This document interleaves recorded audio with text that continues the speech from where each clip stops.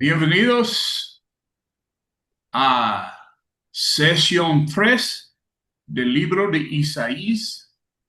Esta noche vamos a estudiar parte 7, la invasión de Asiria, parte 8, la destrucción de Asiria, y 9, la restauración de Israel. Ahora empezamos con número 7, invasión de Asiria. Texto es Isaías 8, 1 a 10, 4. Asiria e Israel caerán. Dios advierte al pueblo en un lenguaje claro que caerán ante Asiria. Así que Isaías escribe en una tablilla: rápido es el despojo, veloz es la presa. Isaías es así que Urias y Zacarías sean testigos de la escritura. Luego Isaías se une con su esposa y nace un hijo. El Señor le dice a Isaías que le ponga al hijo el mismo nombre: Mahar Salal Asbaz. Otra profecía declara que antes de que el niño sea capaz de llamar a sus padres padre y madre, Asiria se llevará las riquezas de Siria y Israel. ¿De quién dependes? Isaías 8, 5 a 8. Siloé es un acueducto que lleva agua del manantial de Gihón a Jerusalén. Su corriente es suave. El acueducto representa la oferta de Dios de ayudar a Israel a través de los descendientes de David. En lugar de eso, buscaron la ayuda de Asiria, representada por el río Éufrates. Esa agua fluía con fuerza y en la profecía se desbordaba de sus riberas. Asiria arrasará las tierras al norte de Judá e incluso entrará en Judá mismo, amenazando con abrumarlo. Todas las naciones escuchen y aprenden. Isaías 8, 9 a 10. A pesar de su poder, Asiria será destrozada. No importa cuánto se prepare ni cuántos planes haga, aún así caerá porque Dios está con su pueblo. Ten confianza en Dios. Isaías 8, 11 a 22. Dios instruyó a Isaías y al pueblo de Judá a no seguir los caminos de las naciones paganas. No siguen a las multitudes en pánico, viendo conspiraciones en todas partes, aunque que no existen. Solo Dios debe ser temido y considerado santo, pero se rehúsan refugiarse en Dios. Tanto Israel como Judá tropezarán con él. En lugar de ser protegidos, él se convertirá en una trampa. Tristemente, Dios predice que muchos caerán. Esa profecía debe completarse, atada y sellarse, atestiguada como auténtica entre los seguidores de Dios. Las palabras de Dios se demostrarán verdaderas. Isaías está dispuesto a esperar a que Dios se revele. Isaías y su familia son señales para testificar de la verdad de Dios. Sin embargo, algunos no tendrán paciencia. Buscarán a espíritus y adivinos para que les digan lo que depara el futuro. Dios pregunta por qué su pueblo no le hace sus preguntas a él. Los invita a mirar la ley y si no la siguen, es porque carecen de siquiera una débil luz interior. Sufrirán y culparán a su rey y a su Dios. Se apartarán de la única fuente de luz y se irán a la oscuridad. En el futuro, Dios enviará luz a la tierra. Isaías 9, 1 a 7. Las tribus del norte de Israel, Zabulón y Neftalí, tribus que eran despreciadas por el resto de Israel, recibirán el honor de tener el Mesías entre ellos. Él es descrito como una gran luz en una tierra tinieblas. Juan 1, 4 a 9. Como resultado, el gozo volverá a la tierra cuando el Mesías quite un gran carga, el pecado. Dios vendrá como un niño y vivirá entre ellos, y su reino no tendrá fin. La ira de Dios contra Israel. Isaías 8 a 10, 4.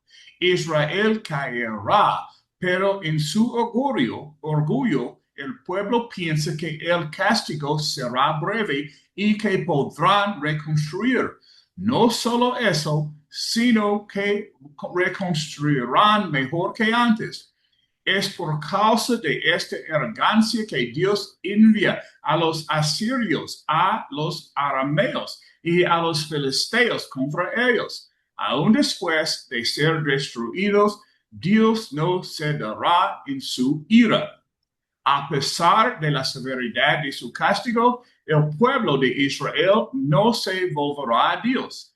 Así que Dios quita la cabeza, el liderazgo y la cola, los falsos profetas. Dios no honrará a los jóvenes ni tendrá piedad de los indefensos, porque todos en Israel son malos.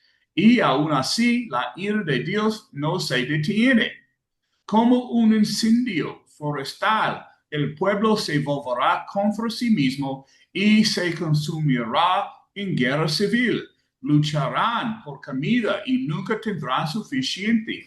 Y aún así la ira de Dios seguirá oriendo. Finalmente, Dios acusa a Israel de promulgar leyes perversas y de que los tribunales dicten decisiones injustas en perjuicio de los pobres, las viudas y los huérfanos. Como consecuencia, cuando Israel sea invadido, no tendrán a nadie que los ayude y se sentarán con los otros cautivos como esclavos. Ni siquiera esto aplacará la ira del Señor. Ahora es tiempo para preguntas y discusión. Yo voy a pasar el piso a Luis. Buenas tardes, hermano. Aquí desde Miami, aquí estoy en la estación de la guagua y gracias a Dios tenemos libre la wifi y podemos hablar. Rocky estaba dando una lección de mucho impacto actualmente, precisamente cuando usted nada más que se conecta y lo que ve en las noticias es Israel, Israel, Israel. Y todo está conectado alrededor de Israel. Pero es que el hombre sigue atado con las mismas cadenas. Ahora, ¿por qué Dios hizo que Isaías usara a su propio hijo como una muestra de lo que iba a venir? Para que el pueblo viera, hermano, mira el niño, antes de que el niño hable, va a pasar esto. Antes de que el niño hable, esto va a pasar. Y pasó. Y pasó. ¿Y quiénes eran los asirios? Los asirios eran los babilonios, era Irak. Esa parte del norte, del sur de Irak, son los asirios. ¿Y qué pasa? Irak, antes de convertirse en la Babilonia de Nabucodonosor, ya ustedes saben, se representaba como un león. Y ellos, como un león, invadieron toda la tierra. Y a veces nos preguntamos nosotros, ¿no tenemos la misma situación actual? Tenemos grandes potencias, problemas entre las potencias, problemas entre nosotros, pero aún así la gente sigue caminando lejos, lejos, lejos de las cosas de Dios, lejos. Sin embargo, que piensan que cuando vamos a ver a Dios lo vemos como un viejito, con una barba blanca y muy bueno. No, Dios también es justicia. Y Dios castiga, y castiga con vara. Y la vara de Dios duele, hermano, duele. Por eso es que Dios utiliza a un ejemplo tan vivo como Isaías le dice, ve, júntate con esta mujer, vas a tener un hijo. Y antes de que el hijo sea capaz de hablar, esto va a pasar. Porque Dios quería que el pueblo viera. El pueblo se muere por ver. Todo el mundo quiere ver a Dios. Si Dios quiere hablar conmigo, entonces que venga y me llame. Estúpido. El orgullo humano sigue siendo tan, pero tan estúpido. Ahora, Rolando, yo quiero que tú me digas ahora cuál es la diferencia entre las aguas del Siloé y las del Éufrates. La diferencia. El Siloé es el acueducto que trae las aguas de las suaves aguas desde el Siloé, vienen por los acueductos que hizo Salomón y llegan a la entrada de Jerusalén. Entonces el Éufrates es el río por donde de Irak actualmente, el mismo río de Irak, un río fuerte, poderoso, que trae muchos desastres. ¿Qué me dices?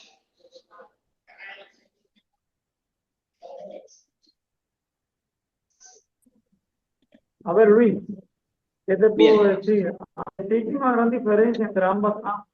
Bueno, las aguas del río siempre van a ser agua impetuosa, agua que destruye, que acaba con todo. ¿Me entiendes?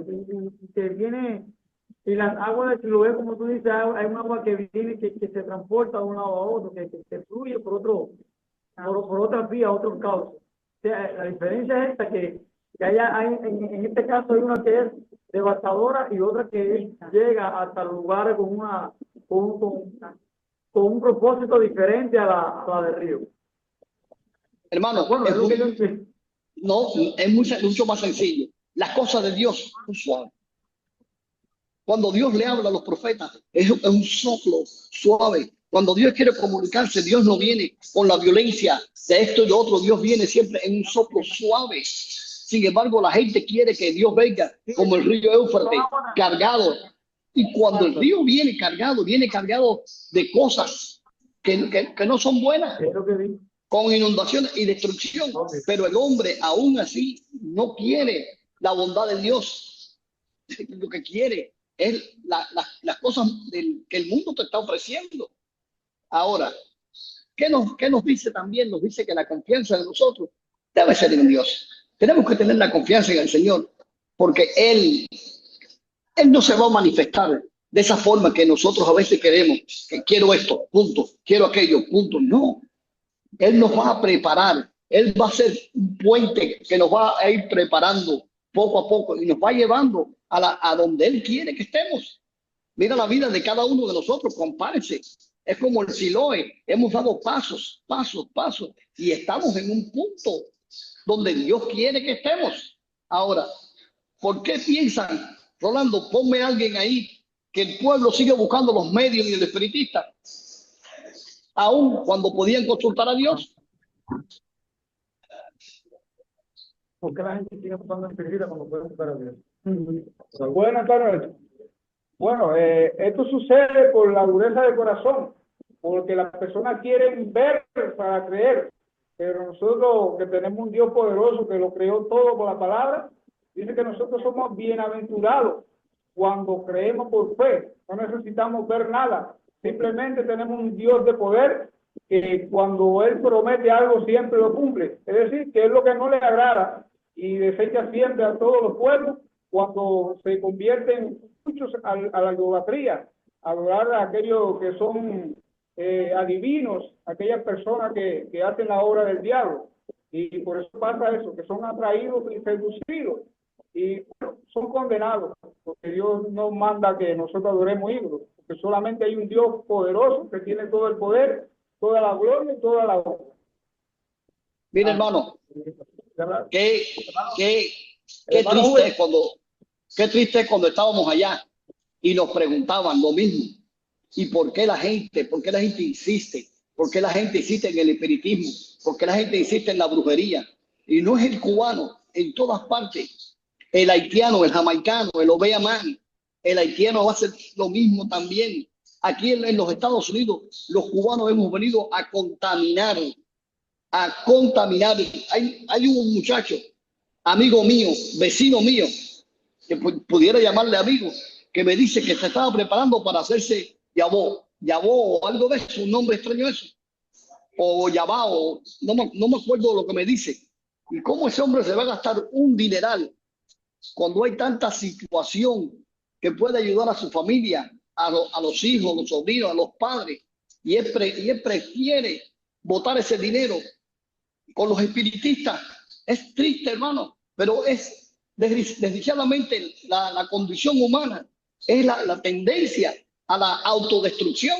Porque igual de confiar en el Dios vivo, vienen y quieren ver los espíritus, pero con quien están haciendo negocios es con los demonios. Ahora, ¿qué nos dice? Dios condena el orgullo, la injusticia y la opresión de los pobres en Israel. ¿Qué ven ustedes de diferencia entre el antiguo Israel y nuestro mundo actual? Dime, Uber.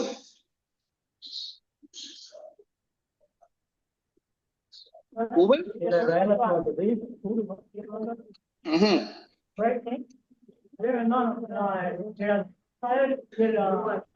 antiguo actual es que siguen teniendo son duros para con Dios. El pueblo de Israel fue un pueblo rebelde para con Dios, un pueblo que Dios demostraba el camino que ellos debían hacer para poder salvar. Sin embargo, desobedecían totalmente.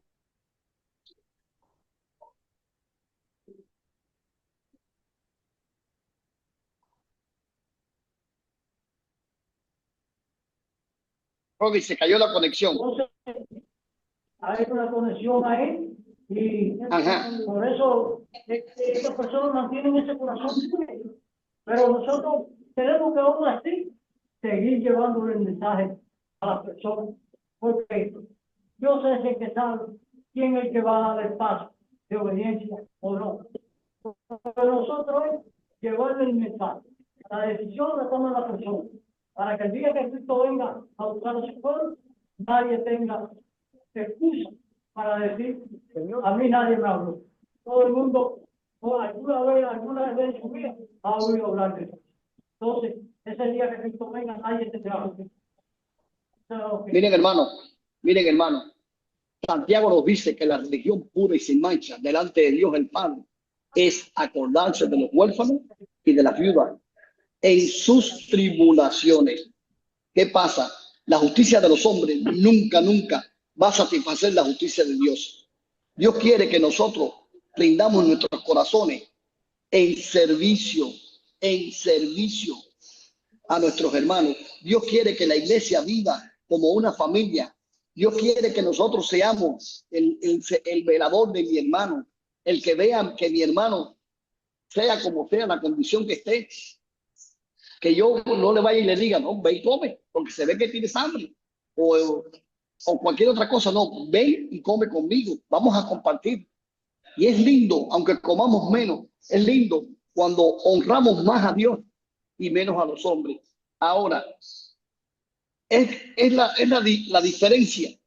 Es que ustedes ven cuando los cubanos americanos van para allá, se ponen unas cadenas grandísimas, se ponen una trapera de esa, es ridícula por completo. En lugar de coger y pensar, si mi familia está sufriendo, ¿por qué yo no voy a hacer esto? ¿Por qué no voy a hacer aquello? Entonces, en lugar de coger y entregarse, sentir empatía por la gente que sufre, por lo que está necesitado, no lo hacen. Sin embargo, van y se gastan su dinero en la brujería, van y se gastan su dinero en la porquería, van y hacen su voto a la Virgen y van allá y compran no sé cuántos ramos de flores amarillas, etcétera, etcétera. No están honrando a Dios, hermano, están honrando a los demonios. Entonces, Dios condena el orgullo, la injusticia, la opresión de los pobres, no solamente en Israel, en aquel entonces, ahora en estos momentos. ¿Y qué tenemos también ahora? Tenemos esa guerra contra los palestinos. Es algo que es increíble, y estaba leyendo hoy que Naciones Unidas declaró no solamente que era injusto lo que estaba haciendo Netanyahu con ellos, sino que declaró a Netanyahu como un criminal de guerra, porque lo que estaba haciendo Netanyahu es duro.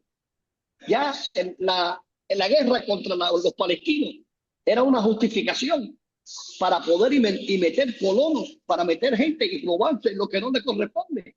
No, porque la Biblia dice, no es lo que la Biblia dice. La Biblia te dijo, cuando venga el Salvador vino, pero para ellos Jesús no es el Salvador. Para ellos Jesús es un profeta más. Punto. Yo lo que no entiendo a veces es ¿Cómo puede pasar esto delante del mundo? Todo este acto tan terrible, cuando usted ve que se caen, tumban los edificios, no porque esto, las ciudades enteras le están metiendo candelas, las están destruyendo. ¿Bajo qué?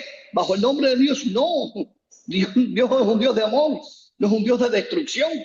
¿Y qué nos enseña a nosotros? Que están caminando muy lejos, ellos están caminando muy lejos de la voluntad de Dios, aunque así ellos mismos se llaman que están haciendo la voluntad de Dios. No lo están haciendo la voluntad de su padre, Satanás. Rocky, Sí. adelante. Ok, vamos a pensar en sesión 8, la destrucción de Asiria. El texto es Isaías 10, 5 a 34. Un momentito. Dios escogió a Asiria para castigar a una nación impía. Isaías 5 y 6. Dios pronuncia una maldición contra Asiria. Él está usando a Asiria para castigar a una nación sin Dios, Israel. Su tarea es capturar sus riquezas y pisotearla. Sin embargo, Asiria solo pretende destruir, Isaías 10, 7 a 11. Pero Asiria tiene su propia agenda. No tiene la intención de obrar de Dios. Quiere destruir a la mayor cantidad de naciones posible porque está convencida de su superioridad. El pueblo de Asiria cree que sus funcionarios menores, sus príncipes, son iguales a cualquier rey de otros países. Creen que sus ciudades son iguales a la capital de cualquier otra nación. Porque han conquistado, están convencidos de que ningún Dios puede resistirlos, especialmente el Dios de Israel. Como los dioses de Samaria no pudieron detener a los asirios, pensaron que no tendrían ningún problema con Jerusalén. Dios destruirá a Asiria después de usarla. Isaías 10, 12 a 14. Cuando Dios haya terminado de usar a los asirios para castigar a Jerusalén y a su pueblo, se volverá y castigará el rey arrogante de Asiria. Asiria pensó que podía conquistar porque era más poderosa y sabia que todas las demás naciones. Eliminó fronteras nacionales, destruyendo naciones y tomando sus tierras. Nadie tuvo la fuerza para oponérsela. Asiria pudo saquear la riqueza de estas naciones como alguien que recoge huevos de las gallinas. Y cuando lo hacía, nadie se atrevía a objetar ni a chistar. Asiria es solo una herramienta en la mano de Dios. Isaías 10, 15 a 19. Dios pregunta, ¿qué es superior? ¿La herramienta bien hecha por la persona que la maneja? La respuesta obvia es que la persona que usa la herramienta para mayor, Asiria es solo una herramienta en la mano de Dios. Para demostrarlo, Dios quitará la fuerza del ejército de Asiria, enviando una enfermedad devastadora. La gloria de Dios brillará mientras consume todas las defensas de Asiria. Él destruirá la gloria de sus bosques y jardines hasta el punto de que un niño pueda contar lo que quede. Solo un remanente de Israel volverá. Isaías 10, 20 a 23. Israel no quedará sin esperanza. Un pequeño remanente de su gran población un día volverá. Habrán aprendido la lección. Sabrán que no pueden confiar en naciones poderosas para su protección, sino que deben confiar en Dios. Esta profecía es citada por Pablo en Romanos 9, 27 y 28. y aplicada a los pocos de Israel que se volvieron a Dios y se hicieron cristianos. Sin embargo, la destrucción de Israel está determinada y no puede evitarse. La ira de Dios solo será por un poco tiempo. Isaías 10, 24 a 27. Los que están en Jerusalén no deben temer a los asirios. Ellos serán como Egipto, que había oprimido a Israel en esclavitud y luego fue destruido por las 10 plagas de Dios. Dios usará a Asiria para desatar su ira y luego se volverá contra los asirios. Dios les recuerda que ya lo había hecho antes con Madián y Egipto. Dios destruirá a Asiria porque se habrán vuelto demasiado exitosos. Así la carga infligida por Asiria será quitada de Judá. Dios removerá a Asiria después de que ataque a Judá. Isaías 10, 28 a 34.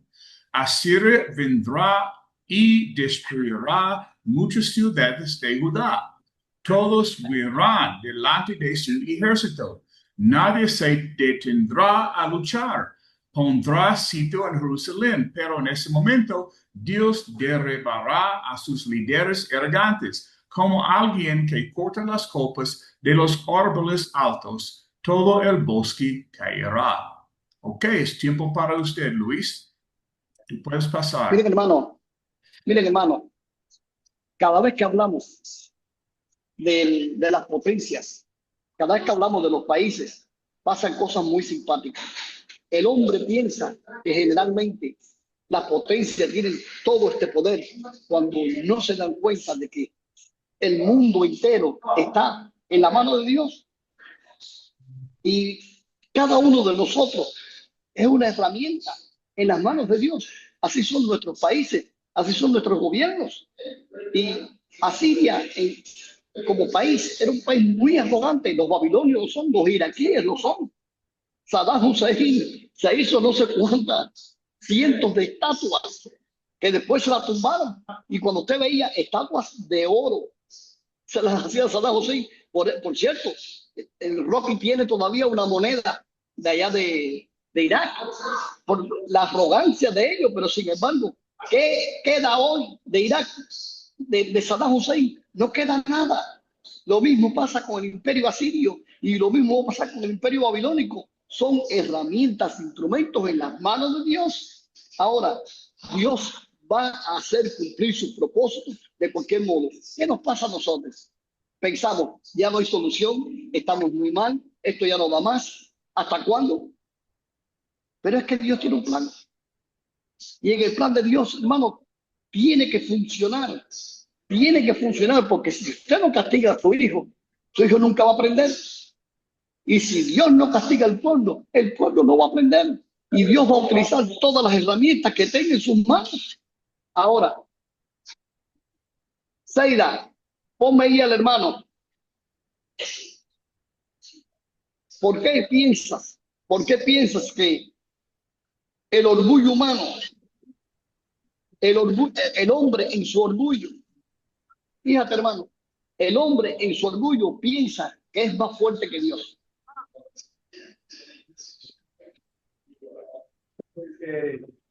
¿Qué pasa? Que el hombre cuando se orgullece y cree que él mismo es el Dios poderoso, él piensa que es mayor que Dios porque él se piensa que se vanagloria, que ya tiene todos los conocimientos, que él mismo es.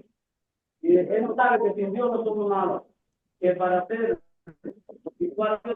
muy humilde, temeroso de Dios, para que Dios tenga misericordia de nosotros y nos mire con ojos de piedad, porque es lo que yo, un corazón arrepentido, un corazón humilde, porque la arrogancia, sentirnos todos los días poderosos, eso es lo que trae que nos alejan todos los días más, porque Dios con un corazón activo, tiene un corazón arrepentido y humilde, porque y él dice el Señor de su palabra. Ama a Dios con toda tu mente y con todo tu corazón y ama a Dios de tu familia. Y con tu corazón arrogante, tú no amas a nadie. Tú lo mismo que amas a ti mismo. No da un buen testimonio de un verdadero hijo de Dios. Miren, hermano, miren, les voy a dar un ejemplo más vivo. ¿Se acuerdan del grupo inglés Lena, los Beatles? Los Beatles llegaron a hacer una canción donde decían, yo soy más fuerte que Dios. ¿Y sabe qué tiempo le duró el orgullo a ellos? No llegó a los 6 meses, cuando empezaron las discusiones entre ellos y se separaron. Y al final, casi todos ellos terminan muertos. A John Lennon lo matan. John Lennon, que era el papi, el bravo, el que hacía las cosas más locas, lo mataron.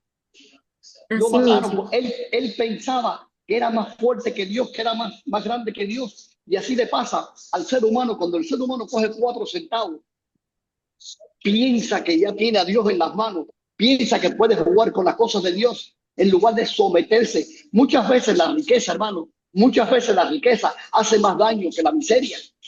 Muchas veces la riqueza hace más daño que la miseria. Cuando cogemos a nuestros hijos y empezamos a darle y a darle y a darle, ¿qué le estamos enseñando? No tienes que pelear. Le cortamos la fuerza de las alas. Le cortamos la fuerza de las alas. Tenemos que confiar en 2 cosas. Lo más importante es que tenemos que ponernos en las manos de Dios. Y cuando Dios nos dé esa fuerza y ese poder, saber que todo lo que tenemos, que todo don bueno, proviene del Padre de las alturas. Ahora, la profecía promete que solo un remanente de Israel volverá a Dios. Fíjense bien, solo un remanente de Israel. Hermano, todavía hoy en día todas las iglesias están predicando de que el pueblo de Dios, el pueblo de Dios, el pueblo de Israel. No, Israel no es el pueblo de Dios. Hay un puñadito de gente del remanente de Israel, que son los que son aceptos delante del Padre. La Biblia dice en Mateo, a los suyos vino y los suyos no lo recibieron. Entonces, el remanente de los hebreos, de los judíos, es el que viene a ellos. Pero, ¿quiénes somos nosotros? Los hijos por la adopción. Yo soy hijo del Padre por adopción. Tú eres hijo del Padre por adopción.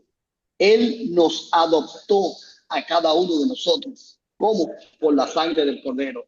Por la sangre del Cordero, por la fe en Jesús. Usted y yo somos hijos de Dios y somos entonces el remanente que Dios tiene en este pueblo.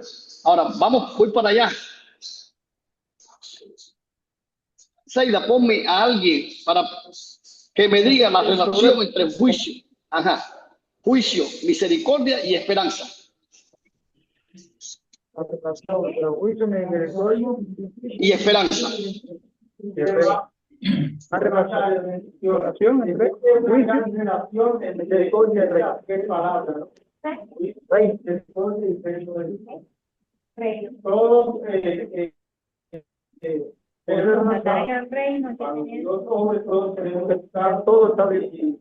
Todos clamamos la misericordia de Dios, porque en primer lugar tenemos que reconocer que somos pecadores. Clamamos, apelamos a la misericordia de Dios. Pero existe la obligación de que Dios nos misericordia por alcanzar esa misericordia de Dios. El esfuerzo, la convicción, la fe, la seguridad de las promesas de Dios, es lo que nos va a ayudar día tras día a presentarnos delante de Dios para ese día que creo que el reino podemos alcanzar, pero con esas condiciones, reconociendo que somos pecadores, apelando a la misericordia de Dios y esforzándonos día tras día para poder alcanzar el reino y la misericordia de Dios. Es lo que quería decir. Mire, hermano, hay algo muy simpático. Nos pasamos la vida criticando los unos a otros. Nos pasamos la vida juzgando al hermano. Nos pasamos la vida juzgando lo que nosotros hacen en lugar de juzgarnos a nosotros mismos. La palabra te dice que el trigo y la cizaña tienen que crecer juntos. La palabra te dice que quien va a hacer la separación es el Señor. ¿Y quién es el que va a hacer todas estas cosas? Es Dios. Por aquello voy a perder mi tiempo apuntando al hermano o apuntando al hermano en lugar de coger los espejos retrovisores y mirarme a mí. A mí es el que yo tengo que mirarme. Miren que hay esto, hay aquello. Soy yo quien debe perfeccionarse hasta que podamos alcanzar la magnitud de Cristo en nuestras vidas. Pero ¿qué pasa? Dios es juez, pero Dios es un juez misericordioso. Pero si nos vamos a enfocar en que Él tiene, por su misericordia vamos a ser salvos. No, hermano, no vamos a revolcarnos en el pecado. Si te revuelcas en el pecado, entonces pero tienes que volver a alabar y alabar y alabar de nuevo en la sangre. Es imposible. Por eso es importante que entendamos que juicio, misericordia y esperanza hay en Dios. Jesús es el camino, Jesús es la verdad, Jesús es mi abogado delante del Padre. Yo no soy digno de pararme en el juicio delante de Él. No soy digno. Aún así, o por mi fe, yo estoy esperando en Él. Y le digo, el remanente de Dios somos nosotros. El remanente de Dios somos los que estamos, los que hemos confiado, los que nos hemos bautizado, los que seguimos y hacemos su voluntad. Y por último, cuando Dios asegura al pueblo que el poder de Siria, de Irak, no durará para siempre, ¿cómo ustedes piensan que eso nos afecte hoy? El poder del imperio poderoso no va a durar. ¿Qué Dios nos está diciendo? Nos está diciendo, olvídate, es una potencia. Tú lo ves como potencia, no va a durar. Actualmente, ¿qué está pasando? Todo el mundo pensaba, cuando usted miraba todos los imperios tuvieron un principio y un fin. Y la gente mira a Estados Unidos como la superpotencia. No lo es ya. No lo es. No hay superpotencia humana. Estados Unidos se estaba apartando y apartando y apartando de Dios. Y cuando Estados Unidos se aparta de Dios, Dios se aparta de Estados Unidos. Gracias a Dios por Donald Trump, que es el hombre, la persona que Dios utiliza para volver a encauzar. Y miren ahora qué cosa más triste, el asesinato de Kirk. Qué triste que ese es un hombre que defendió a capa y espada todas esas barbaridades de los demócratas, todas esas cosas del género, todas esas basuras humanas sobre el aborto, todas esas basuras humanas, cómo ese hombre vivía a capa y espada para defenderlo y cómo pagó con su vida. Hermanos, muchas veces nosotros quizás tengamos que pagar con nuestra vida y yo quiero estar preparado para si ese día me toca pagar con la vida. Pero sí les digo esto, no hay imperio humano que dure toda la vida. Y el único imperio que verdaderamente va a durar toda la vida es la iglesia del Señor Jesús. Rolando, dime algo ahí. Sí. Amén, Luis, estaba escuchando tu palabra. Me encanta porque así mismo es. Nosotros hemos visto durante toda la historia que se han levantado muchas potencias en todos los tiempos. Desde la época en que Nabucodonosor tuvo la revelación de aquel gigante que vio que eran las naciones, las potencias. Al final de la visión de Nabucodonosor vio una piedra con la que tropezaron y cayeron toda la nación. Esa piedra es Jesús. Es la piedra angular que ahora ha sido puesta en la tierra. Nosotros los cristianos tenemos que tener claro que en toda la vida, en toda la historia, la única potencia que va a prevalecer es la iglesia de Dios. Este es el pueblo. Tenemos que sentirnos orgullosos de ser parte de él, no tener temor por los tiempos que nos ha tocado vivir. Nosotros estamos viviendo tiempos que son difíciles, no es cierto, es verdad. Tenemos amenazas todo el tiempo nos persigue el hambre, las necesidades, la miseria. Pero si hay algo que nos fortalece y que nos orgullece, es que a pesar de todas estas cosas, nosotros confiamos que Dios está con nosotros. Él no nos ha abandonado, Él está ahí para nosotros todo el tiempo y nuestro socorro ya ha sido dado. Solo nos queda esperar que Él haga su obra y su juicio en el tiempo justo. Por eso tenemos que tener claro que independientemente de todo lo que vemos, ¿no? Como en el tiempo de Isaías, cuando él da la revelación de lo que estaba pasando a Jerusalén de aquel entonces, él lo pasa hoy día también, nosotros como parte del reino de Dios, que también tenemos los mismos conflictos, las mismas necesidades, las mismas vicisitudes, pero no podemos olvidar lo que Dios está con nosotros. Si descuidamos esto, entonces también vamos a fallar, no fallado. Y es lo que tenemos que tener claro, que estando claro de que Dios está ahí para nosotros, con nosotros, no hay que tener ningún temor. Al final, todas las cosas que van a pasar, Pablo las puso en Romanos capítulo 8, que decía, ¿quién nos separará del amor de Cristo? Tribulación, angustia, hambre, persecuciones, nada de esto puede separarnos del amor de Cristo porque somos más que vencedores. Amén. Rocky, adelante.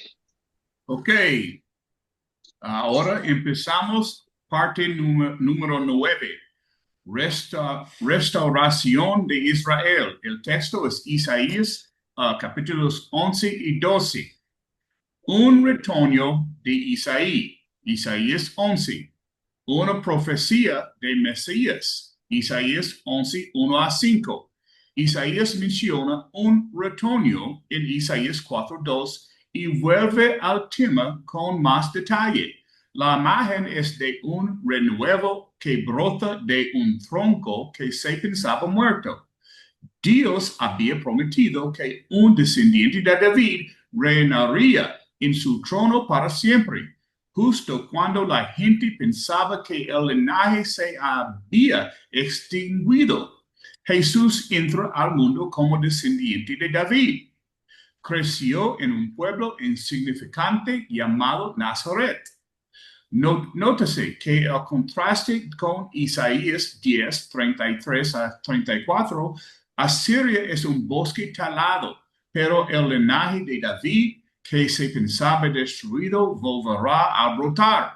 El Espíritu de Dios reposará sobre él. Tendrá la plenitud del Espíritu de Dios. No juzgará por las apariencias externas, sino que juzgará los corazones de hombres. Juzgará a todos por igual y tendrá el poder para hacer cumplir sus decisiones. Él es justo y fiel. 1 Juan 1:9. Paz en el reino de Mesías. Isaías 11, 6 a 9. La imagen es de animales que normalmente no conviven porque unos cazan a otros. Animales domésticos y salvajes son puestos juntos. Sin embargo, vivirán en paz. Nótese que son animales salvajes y feroces los que cambian. Esto no es en el mundo en general, sino en el monte santo de Dios. Y el conocimiento de Dios cubrirá la tierra. Las naciones serán atraídas de Mesías. Isaías 11, versículo 10. Las naciones serán atraídas a la raíz de Isaí. Será una señal o punto de reunión para todos los pueblos y el lugar de descanso del Mesías será glorioso. Restauración de resto de Israel y Judá. Isaías 11 a 16. Dios sacará un remanente de su pueblo de entre las naciones por segunda vez. La primera vez Dios sacó un remanente cuando Israel volvió del cautiverio. Se alzará un estandarte o punto de reunión para las naciones. Y entre los que responden estarán los exiliados de Israel. El Israel del norte y el Judá del sur habían estado en guerra durante mucho tiempo, pero en el reino de Dios la enemistad cesará, habrá paz, los alabadores serán eliminados. El remanente atacará a los enemigos tradicionales de Israel. Esto no describe una guerra literal, sino que habla en sentido figurado de la propagación del evangelio y el asalto al dominio de Satanás. Dios ayudará y allanará el camino de los que regresen. Un himno de alabanza, Isaías 12. Cuando la iglesia sea establecida, el remanente alabará a Dios. Él había estado enojado, pero ahora que su ira ha pasado, hay consuelo. Dios ha salvado a su pueblo, por lo que confiarán en él y no temerán. Dios es su fuente de fuerza y su motivo de canto. Así participarán con gozo de la salvación. La imagen es de la de un pozo inagotable. Cualquiera que desee participar de la salvación puede hacerlo. El pueblo de Dios difundirá la noticia de la salvación por todas las naciones, dando gloria a Dios. La frase usada en Isaías 12:5 es muy similar a la del cántico de Moisés en Éxodo 15:1 y versículo 21. Ok, Luis, es tu tiempo. Miren, hermano, estaba Rocky hablando y me venían tantas cosas a la mente, muy, muy lindas. Cuando el Señor te habla de que Él va a mandar a su Mesías, saben ustedes que muchas sinagogas hoy en día tienen un trono en el medio y el trono en esa sinagoga está vacío. Todavía hoy en día los israelitas están esperando a su Mesías para sentarlo en ese trono. Y me acordaba también, estaba leyendo que habían unos astronautas rusos, los primeros que fueron allá al cosmos. Y saben ustedes, el primer disparate que dijeron estos señores, estaba buscando a Dios y no lo veía. Y hay un poeta cubano, Nicolás Guillén, que decía, estaba buscando un trono y había un trono, pero el trono estaba vacío. Y yo me reía, cómo tanta estupidez puede caber en la cabeza del humano, cómo queremos nosotros buscar a Dios en las tres dimensiones de nosotros, cuando el hecho simplemente de mirarnos a cada uno de nosotros, yo soy la imagen y semejanza de Dios, yo soy la gloria de Dios. Y la forma en que el Señor viene y te dice, es un tronco, todos ustedes son guajiros campesinos, y ustedes ven que cuando cortan el árbol, aquí en Estados Unidos, cuando es un árbol grande, le ponen un aro de metal y lo cierran para que no crezca, para que no siga creciendo. Pero sin embargo, aún así, ese árbol siempre da un retoño. Siempre da un retoño. Hermano, el retoño que el Señor te promete es el retoño de la tribu de David. El Señor se lo prometió a David. Un descendiente tuyo se sentará en el trono. Pero ahora no es lo mismo buscar al descendiente del rey que nace en un palacio, a Jesús que nace en un establo. Es una imagen tan linda cuando te dice que es ese retoñito que nace así del tronco. Y ustedes lo han visto cuando ustedes ven que cortan el árbol y aún así el árbol sigue vivo. Y esa es la esperanza de Dios en nosotros, hermano. La esperanza que tenemos que tener nosotros, que tiene que ser chiquitita, así como esa ramita. Y es la ramita que el Señor pone para que crezca en nuestros corazones. Pero fíjense bien que no nació en un palacio.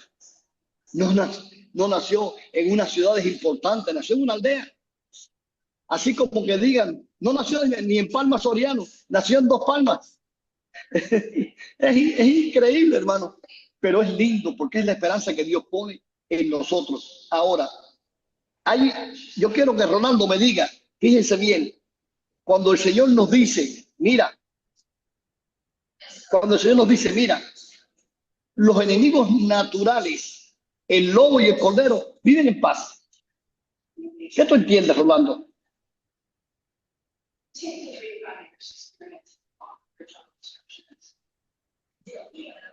¿Qué tú entiendes, hermano? Los enemigos naturales, ¿cómo? Que no te oímos. El lobo y el cordero viven en paz.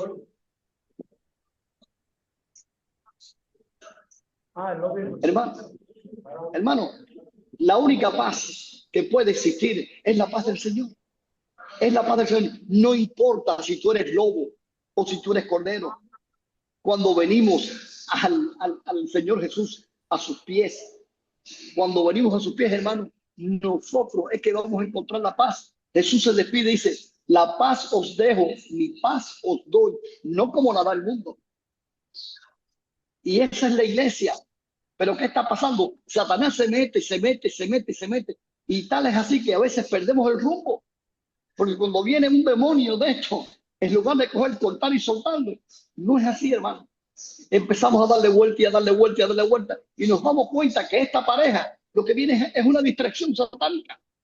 Porque es pensando en lo mismo y en lo mismo y en lo mismo. La única paz, hermano, verdadera, es la paz que da el Señor Jesús. Y como le dijo el Señor Jesús a la mujer cogida en el mismo acto del adulterio, no que esto no, la cogieron ahí mismo. ¿Y qué fue lo que le dijo? Ni yo te condeno, vete y no peques más. Pero mi pregunta es, ¿qué pasa entonces con el tipo que estaba con la mujer? Porque el tipo estaba casado. ¿Y por qué no agarraron al hombre? Ah, no podían agarrar al hombre. Cogieron a la mujer, que era la parte débil. El tipo se escondió y se mandó a correr, pero no lo cogieron a él. Le traen a Jesús la parte débil. Y así es como el hombre se manifiesta delante de Dios. Por eso es importante, hermano, que reconozcamos que la única paz verdadera que vamos a disfrutar en la iglesia es la paz de Jesús. Y ahora nos habla de la transformación que Dios trae a su reino. ¿Cuál tú piensas que sea la transformación del hombre, Rolando, en el reino de Dios? Amén. Bueno, la transformación del hombre en el reino es poder vivir una vida agradable a Dios, una vida aceptable, una vida confiando en que Dios está ahí. Yo digo que, escuchando de Luis y aquí los hermanos que tenemos problemas con el labio porque no se está oyendo muy bien a veces, pero yo digo que todos nosotros que hemos entrado al reino hemos entrado de una forma totalmente diferente a lo que somos hoy. No somos perfectos, realmente hubiésemos querido ser mejores, pero Dios nos cambia, Dios transforma nuestra vida y eso mismo hace con todos los que son fieles, que permanecen en Él. Si realmente permanecemos en Él, Él transforma nuestra vida y hace de nosotros como el alfarero, hace una obra de arte en nuestra vida, porque ese es el propósito de Dios, tomar al hombre de la mano y convertirlo en algo que sea apreciado por Él. Pero tenemos que saber que esa transformación, que ese logro de crear algo perfecto, algo agradable, cuesta sacrificio, cuesta sufrir en carne propia, porque los mismos conflictos que vienen a nuestra vida es parte del proceso para que nosotros podamos ser ese hombre que Dios quiere ver. No podemos desesperarnos como estamos pasando por pruebas, por situaciones complejas, porque Dios está ahí. Él no nos ha abandonado. Tenemos que entender como tampoco abandona a su pueblo. Israel todavía tiene la oportunidad de arrepentirse, pero ellos no quieren aceptar que Jesús es su Mesías y siguen todavía esperando, como tú decías, a un rey para sentarlo en la sinagoga, en un trono que realmente está sentado ya en el trono del cielo, del Padre. Y es algo absurdo. Y es por eso que nosotros tenemos que entender por medio de la Escritura que si nosotros hoy comprendemos la grandeza de Jesús y entendemos que cómo Dios escogió a este hombre que nació en un pesebre y lo hizo hoy grande después de tanto sufrimiento en la tierra, en el poco tiempo que vivió, así mismo también hará Dios con nosotros una transformación excelente y nos pondrá en su reino con corona, como ha prometido en su palabra, porque esta es la esperanza que tenemos todos. Nosotros vivimos para agradar a Dios y sabemos que tenemos que sufrir porque los gobernantes lo pone Dios, no lo pone nosotros, pero nosotros no pertenecemos a este reino terrenal, nosotros pertenecemos al reino espiritual, pero sufrimos la consecuencia del reino terrenal. Es la transformación que Dios hace en nosotros y es el hombre agradable que Dios crea en nosotros. San Pablo dice, enterrando el hombre viejo, creando el hombre nuevo a imagen y semejanza de Jesús. Eso solamente puede pasar de una sola forma. Eso solamente puede pasar cuando el corazón se rinde a los pies de Jesús. Ahora, quiero terminar las naciones que son atraídas al Mesías. Fíjense bien que Isaías enfatiza que no solo Israel, sino que todas las naciones vendrán al Mesías. Ahora, ¿cómo vemos esto? Cuando vemos en el libro de los Hechos, cuando se manifiesta el Espíritu, había gente de todas las naciones. Entonces los apóstoles empezaron a hablar en lenguas. Pero ¿qué pasa? Hoy en día tenemos personas, tenemos hermanos que están hablando sus lenguas, pero lenguas que yo no entiendo. Pero a mí la Biblia me dice que los medos, los persas, todos los que estaban ahí de 15 naciones. Todos entendieron las maravillas de Dios en el idioma en que ellos habían nacido. Entonces, es tan lindo porque el evangelio es universal. El evangelio es universal, es un río, como dice la Biblia, es un río que va descendiendo todas las aguas hacia Jerusalén, porque en el nombre de Jesús toda rodilla se ha de doblegar. Yo espero, yo oro y yo le pido al Señor que mi pueblo, Cuba, se rinda. Pero nos toca a nosotros proclamar este evangelio. Nos toca a nosotros proclamar ese evangelio. Allí donde tú naciste, allí donde nacimos cada uno de nosotros, tenemos que hacerlo. Pero vamos a proclamar el evangelio. ¿Cómo? Con nuestros corazones, viviendo el evangelio. Porque si usted no vive el evangelio, como muchos religiosos que hablan y hablan y hablan, y son como los loros. Y el loro te dice bla, bla, bla, bla, bla, y te habla. Pero el loro no entiende lo que dice. No, hermano. Yo los estoy exhortando a ustedes a que vivamos el evangelio, a que sintamos en el corazón, a que seamos los ángeles que Dios va a mandar a nuestro pueblo. Y ustedes van a ver como cada uno de nosotros tiene una misión. Y la misión que Dios nos ha dado a cada uno de nosotros es conformativa, porque somos su pueblo. Somos su pueblo, hermano. Nosotros somos su pueblo. Qué lindo que podamos decir. Yo estoy ahora aquí en Estados Unidos. Ya yo me he comunicado con unos cuantos amigos míos. Luis, loco, ¿dónde tú estás? Oye, ven para acá, pasa. Sí, yo voy a ir, pero espérense que tengo miedo. Tengo miedo. Aquí donde ustedes me ven, estoy temblando, porque estoy fuera de mi círculo. Pero aún así tengo una sola confianza. El Señor está conmigo. Entonces, Rolando, el himno de alabanza, ¿qué nos dice? Desde el capítulo 12, cómo el pueblo debe reaccionar ante la salvación. ¿Qué significa sacar con gozo las aguas de la fuente de la salvación?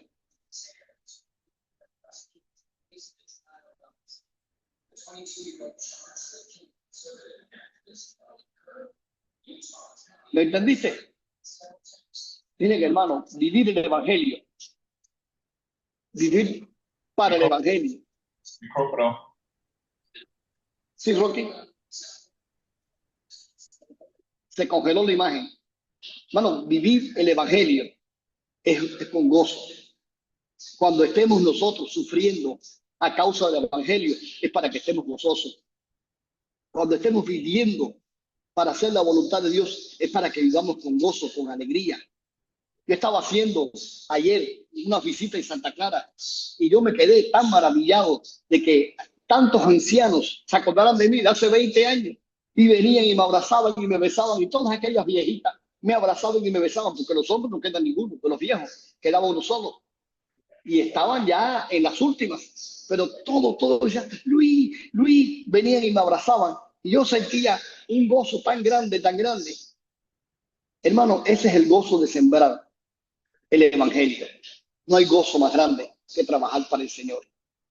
Esté donde quiera que esté. Amén. Una de las cosas que más yo admiro del hermano Rocky es que Rocky, a pesar de haber nacido en la realeza, él vino a mostrarse con la plebe y vino a compartir su vida con nosotros y vive y está viviendo el evangelio, lo vive con nosotros. Rocky constantemente está preguntándome, Luis esto, Luis aquello, Luis lo otro, porque Rocky está viviendo la vida de cada uno de nosotros. Y ese es el evangelio vivo, ese es el evangelio verdadero. Y sacar con gozo las aguas de la fuente de la salvación es la alegría de vivir, hermano. Si nosotros cuando levantemos, abrimos los ojos, estamos vivos, aleluya, estoy vivo. Si puedo respirar, qué rico, estoy vivo. Si tengo una tacita de café, aleluya, tengo mi café. Si tengo un pancito con algo, gracias Señor. Si tengo una cama donde acostarme, gracias Padre. Si tengo algo que ponerme, gracias Padre. Recibir el gozo de vivir. Y eso es lo más importante. Si lo poquito que vamos a vivir, lo vivimos con gozo para el Señor y por el Señor, hermano, vale la pena. Vale la pena. Rocky, ¿querías decir algo? No, estoy bien. Amén. Entonces, hermano, creo que aquí hemos terminado una lección muy muy bonita, como decía Rocky, que quería estudiar el libro de Isaías. Y a mí me parecía que era muy largo, pero a Rolando le parecía que era muy bueno. Y yo creo que ahora estoy de acuerdo con ellos dos. Es muy bueno, porque estoy descubriendo tantas cosas. Cuando me pongo a indagar, a buscar, a hurgar, descubro muchas cosas maravillosas, hermano. Que Dios me lo bendiga a todos. Saludos para mis hermanos en Cuba. Llegué aquí a Miami a las 4 de la tarde y llego a Tampa mañana sobre las 9 de la noche. Y ya después nos comunicaremos.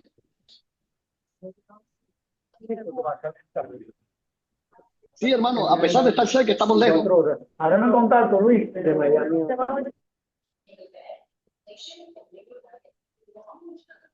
Rocky, muchas gracias.